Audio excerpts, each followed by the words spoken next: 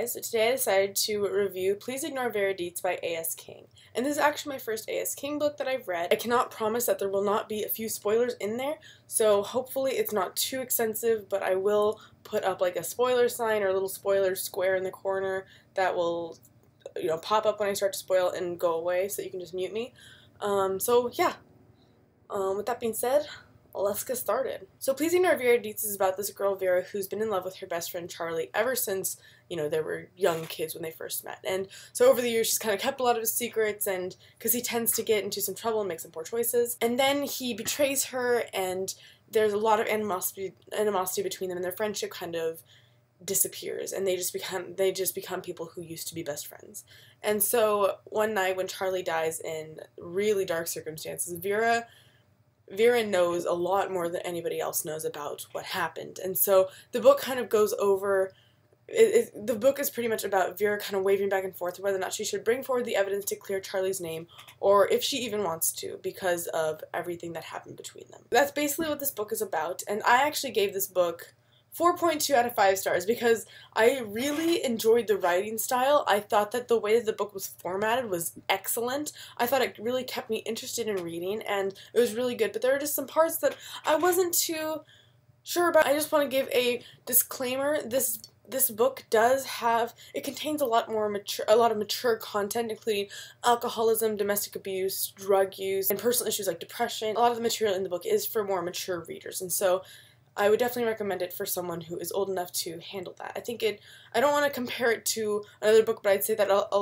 as far as maturity levels go, I would say it's very similar to Perks of Being a Wallflower and Looking for Alaska. Before I want to get into characters and plot, I want to talk about the way that this book was written. Now, it was really interesting because it was written over 2 timelines and 4 different perspectives. So the 4 perspectives were Vera, her father Ken, Charlie, and the pagoda. When Vera's the narrator, she talks about one of 2 things, either the history of her friendship with Charlie or her life after Charlie's death. When Ken narrates, it's usually about his past with his ex-wife or him reacting to some of the things that Vera does in the present. Third perspective, which was really interesting to me, was like post-mortem Charlie. So it was almost as if Charlie was like a ghost, kind of like watching everything happen after his death. So he can give in his insight. He also talks about his past history with Vera as well, and some of the stuff that he was undergoing that Vera didn't really have all the details about. Fourth narrator is the pagoda. Pagoda, I think, is pronounced pagoda. I'm going to pronounce it like that. And the pagoda is pretty much, it's not a person. It's like a place where teenagers tend to hang out and party. The interesting thing about having a place as a narrator is that it gives you a perspective throughout all the timelines. The pagoda would normally just comment on things that the teens did and reply with some insightful comments on human beings. So that's kind of the basic overview of the book and how it's structured, and I really like that part of it. I'm just going to start talking about the characters and the plot now.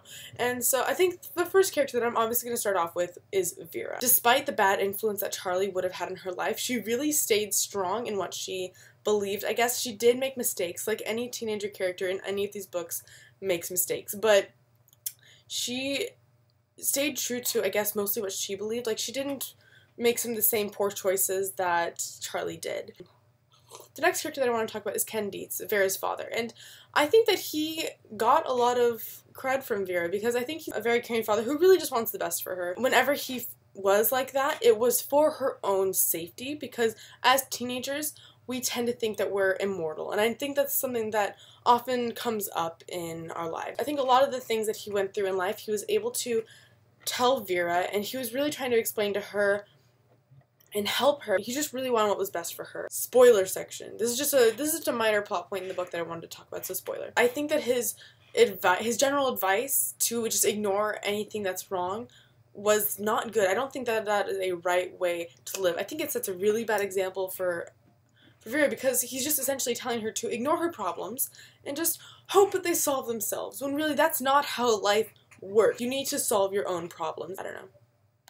Obviously, I want to talk about Charlie, because I don't really know how I feel about Charlie, because he makes a lot of bad choices, but I think that his home life is a factor of it, his father is another, and I think he's just making a lot of these decisions because he feels immortal, and clearly that is proven wrong when he died, and I think that he's trying to cram as much life into his teenagerdom than he really should. He's kind of pushing his limits through a lot of things. He started making poor choices at a very young age. Overall, I didn't really like him, and I felt really bad for Vera every time something went wrong in their friendship, because it was normally his fault and not hers, and I just felt really bad for her in that aspect. Now we're going to talk about the plot, because when I was reading the book, I was kind of iffy about it. I was kind of like, oh, maybe 3.5 stars. But the thing that really wrapped it all up and made me bump it up like a full star was the ending. I really loved the ending. I was afraid that things weren't going to be resolved, and I was really glad that it was. That touched my heart. Those last few pages, I thought that was really a really great way to wrap up the book. Yeah. Overall, 4.2 out of 5 stars.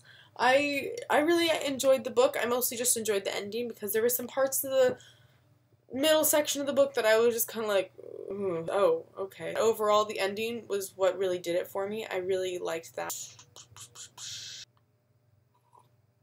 So thank you so much for watching. If you liked it, please give it a thumbs up, and don't forget to subscribe. And I will see you guys in my next video. Goodbye!